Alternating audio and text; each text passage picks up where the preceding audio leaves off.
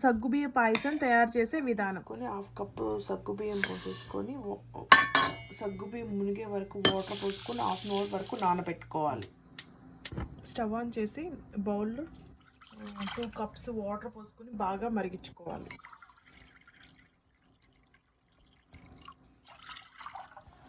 ఇలా వాటర్ బాగా మరిగిన తర్వాత నానబెట్టిన సగ్గుబియ్యం వేసుకొని ఉడికించుకోవాలి.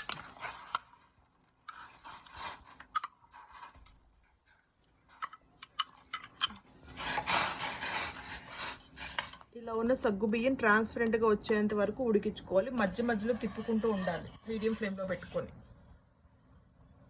సగ్గుబియ్యం ఉడికేసింది. సగ్గుబియ్యం హాఫ్ కప్ తీసుకుని సేమ్ క్వాంటిటీ షుగర్ కూడా హాఫ్ కప్ తీసుకొని షుగర్ కరిగేంత వరకు తిప్పుకుంటూ కలుపుకోవాలి.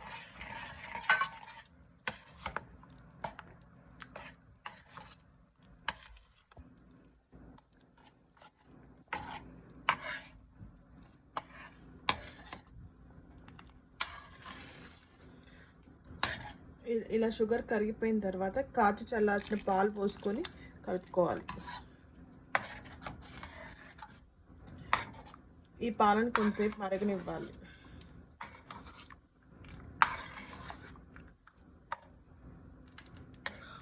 ఒక స్పూన్ నెయ్యి కరిగిన తర్వాత జీడిపప్పు వేసుకొని ఫ్రై చేసుకోవాలి.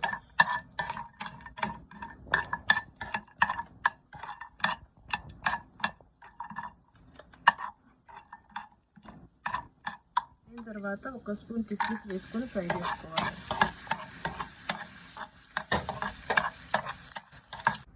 ఇందులో చిటికెడు యాలకుల పొడి వేసుకొని కలుపుకోవాలి.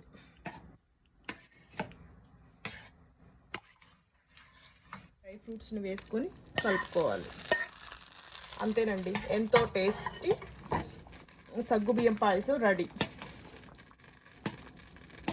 స్టవ్ ఆఫ్ చేసుకొని సర్వ్ చేసుకోవడం అంతే.